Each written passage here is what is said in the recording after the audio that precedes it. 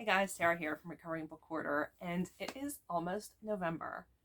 And November is one of my favorite months, not only because of Thanksgiving and fall and all the wonderfulness of moving into the holiday season, but it's also one of my favorite reading months of the year, and that is because Olive over at a book Olive, she will be linked down below, but she hosts Nonfiction November every November. Like, I don't know when it started, but it's been around for a really long time. And I love nonfiction, so I always participate, and I always look forward to what the prompts are going to be for that month. Since I read quite a bit of nonfiction already, like the whole premise of the month-long readathon is to just read nonfiction. So even if you read one nonfiction book, you have participated in Nonfiction November.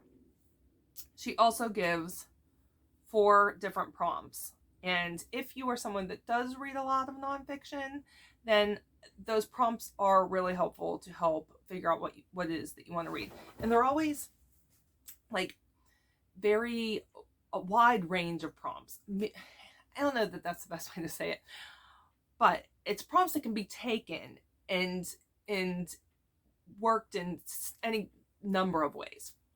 So I have 3 videos that I'm going to be doing for Nonfiction November specifically that I'm going to be putting out over, I think this week. I think pretty much this week. think that's what I'm gonna try and do. I'm taping them all today. It's just a matter of when I'm going to release them. And this first video is going to be recommendations by category. I'm going to give you 5 recommendations by category based on books that I have already read that are so good that if you're looking for something to fit one of these categories, I would highly recommend any one of these. So I will tell you how I get them to fit into the categories as well.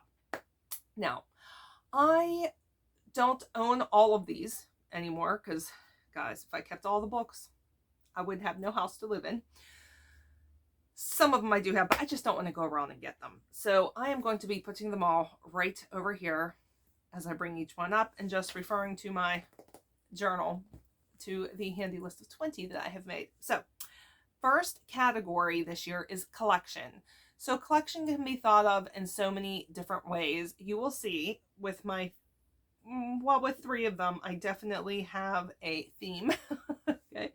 And I have one that's very literal to collection. So first one I would recommend is Crap, My Dad Says by Justin Halpern. It's not crap, but you can see the title here.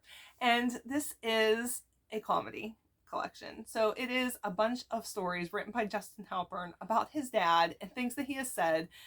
And guys, it is so funny. Like, for me to like a book, a comedy book, I have to laugh out loud, and this is one that I just laughed out loud so much. So I consider this a collection because it is a collection of essentially stories about his dad that are all just so funny.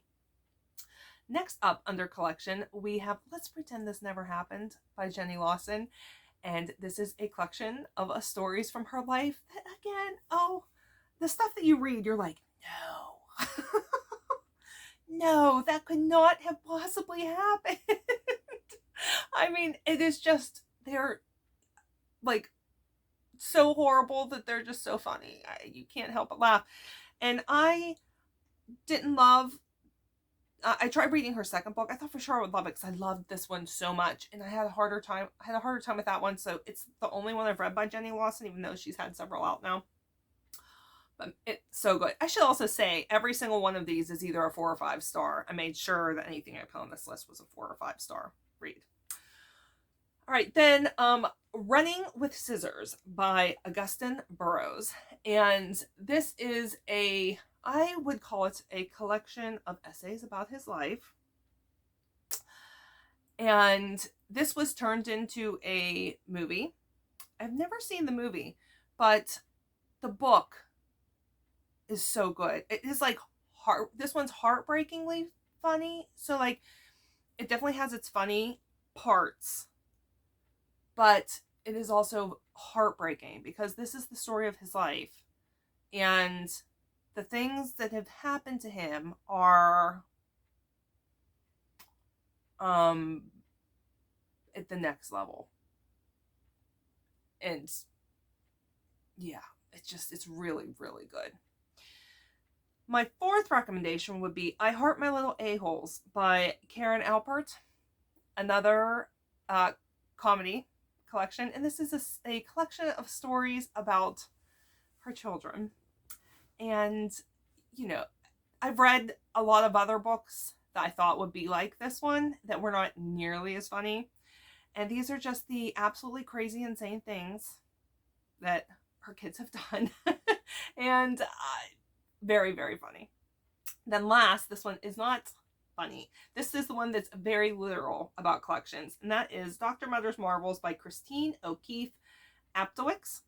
And this is the story about what would later become the Mudder Museum. It was a revolutionary museum. So Dr. Mudder would collect all of these pieces of anatomy, I guess is the best way to say it, and in order to study them for the medical field. And whenever he died, he left his collection and said he wanted it to be turned into a museum. And it is a truly fascinating book. All right, so those are my 5 collection recommendations. Moving on, our next category is industry. So the first one is one of the hands down best autobiography/memoirs I have ever read in my life. And that is Does the Noise in My Head Bother You by Steven Tyler. So he is the lead singer of Aerosmith. And he is this, I've always been a huge fan of his, but this book made me understand how incredibly smart he is. So obviously this book, it has a large focus on the music industry. And it's a truly entertaining book that just keeps you so interested in his life. And I just loved him before, and I have so much more respect for him and love him even more since I read this book. Number 2, Audition by Barbara Walters. And this, of course, is a focus on the news industry and what it was like to be a woman having to break into that news industry, and then all of the people she has met and the interviews that she has done.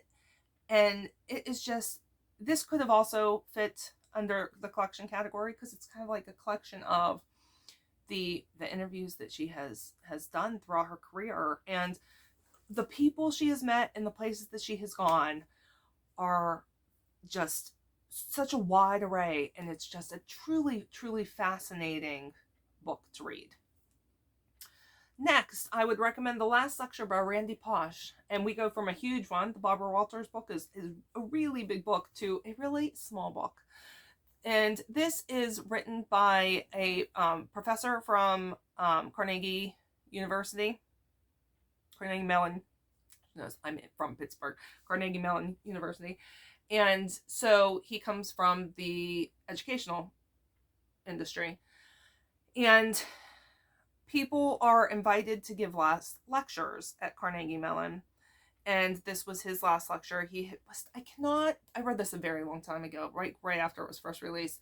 He was diagnosed with a disease, and I can't remember which one it was, but he really wrote this lecture for the children that his kids that he was leaving behind. And it's heartbreakingly beautiful.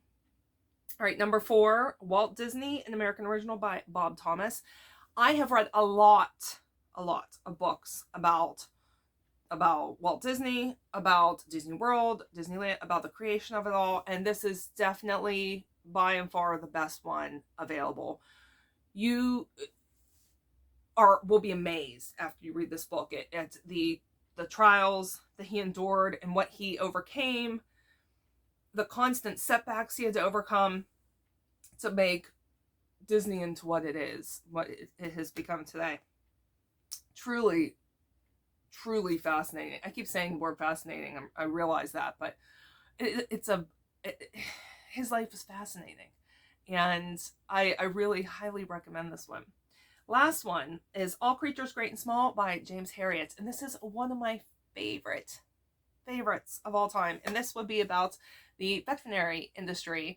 So this takes place in the early 1900s, late 1800s, early 1900s, and we follow a young vet straight out of veterinary school as he starts apprenticing under another vet in, I want to say it's Yorkshire. It's in England, like that area over there, somewhere in the United Kingdom. And it gives you all the feels. So I mean, it's funny. It has its sad points. It has its uplifting points. It's full of hope. It's so good. I love it so much. It's a whole series. I've read the first 2 so far. I want to read them all, of course, and I highly recommend All Creatures Great and Small. It's a classic, but man, it really holds up. And boy, do you have respect for veterinarians after you read that, man. Whew. All right, moving on to our next category, we have style. So for the first book under the style category, I've got Summer at Tiffany by Marjorie Hart.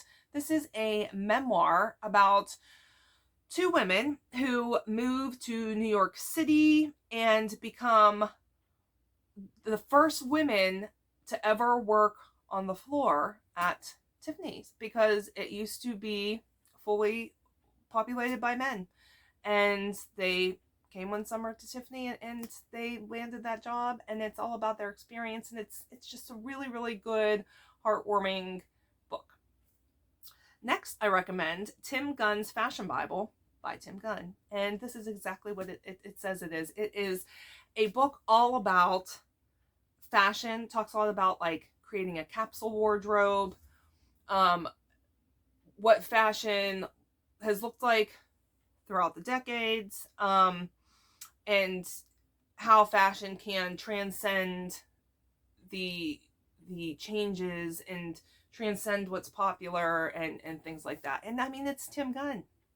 I love Tim Gunn. He has not written a book that I have not loved. So that one's so good.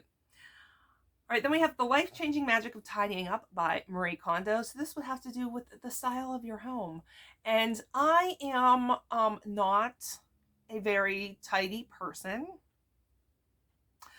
Like I'm looking around my room right now and it could use some tidying up. So I bought this book thinking that it could help me get some of that under control.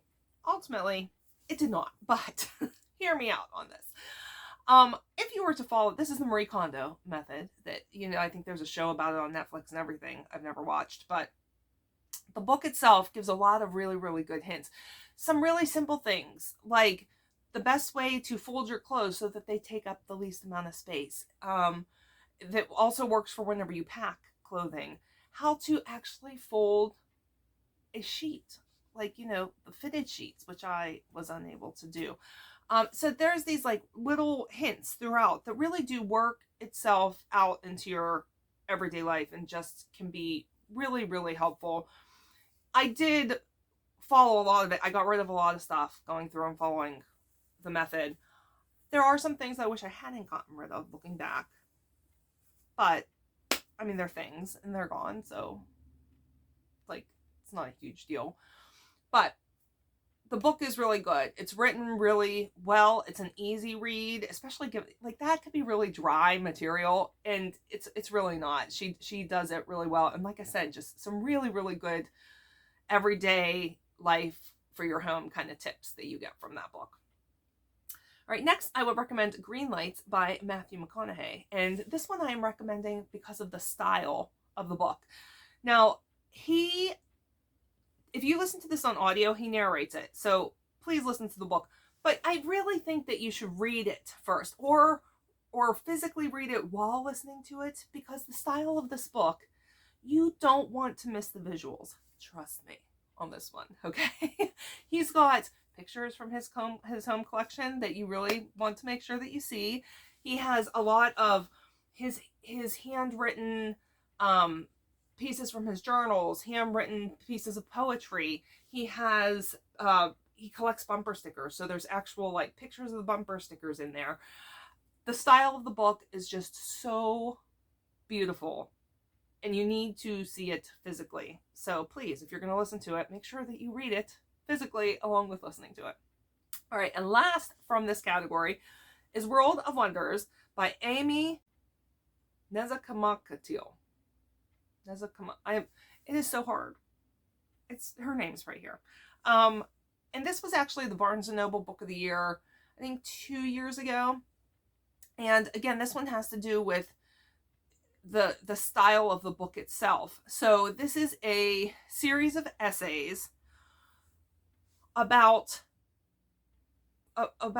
classes, different kinds of creatures throughout our everyday world. And then she takes those creatures and she has an essay about how that creature has fit into her life, or that piece of life. Because if I remember correctly, there was like some different plants and things. There was definitely plants and things that she talks about. And then there's also some beautiful illustrations in the book too. So this one has to do with the style of the book as well. All right, moving into our last category, which is treatment. And guys, for this one, I had to really narrow down for treatment because I have so many books that fit into this category. So the first one is Nickel and Dimed on Not Getting By in America by Marjorie Hart. And this is one that I had to read whenever I was doing my degree in sociology. And this is a book about a woman who decides to go undercover, living while working, making minimum wage. So is it possible to survive in America in any type of way, working a minimum wage job, or what is referred to as unskilled labor? And I want to say it took place over a year and what that looks like. And man, it is an eye-opening book, truly eye-opening book.